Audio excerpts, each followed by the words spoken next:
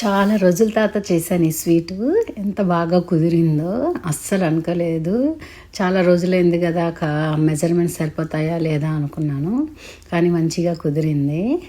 ఇదేంటనుకుంటున్నారా, మన చిన్నప్పుడు ఇష్టంగా తినే అగర్ అగర్ స్వీట్. అదే మన సైడ్ మనం చిన్నప్పుడు దీన్ని మేమైతే గడ్డల్వా అని పిలిచేవాళ్ళం. చైనా గ్రాస్ అని కూడా పిలిచేవాళ్ళు. కానీ మీ సైడ్ ఏం పిలుస్తారో నాకు తెలియదు. చాలా రోజులైంది నేను స్వీట్ చేసి. సో ఇండియన్ షాప్లో కనిపించినప్పుడు అలా తెచ్చేసాను. ఎలా చేయాలా మెజర్మెంట్స్ మర్చిపోయాను అనుకున్నాను. కాకపోతే మా అమ్మతో మాట్లాడి మెజర్మెంట్స్ తీసుకొని ట్రై చేశాను. చాలా అయితే మంచిగా కుదిరింది.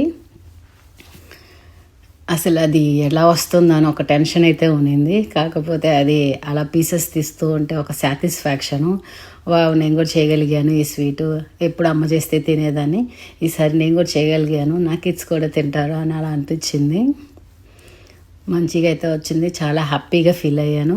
మీ సైడ్ ఏం పిలుస్తారో ఒకసారి నాకైతే కామెంట్లో చెప్పండి.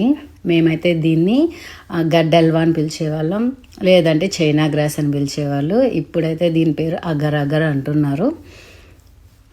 మీ సైడ్ ఏం పిలుస్తారో చెప్పండి. ఇదైతే మంచిగా ఒక cup 1.5 cup of China grass, 1 cup of sugar, 4 cups of water.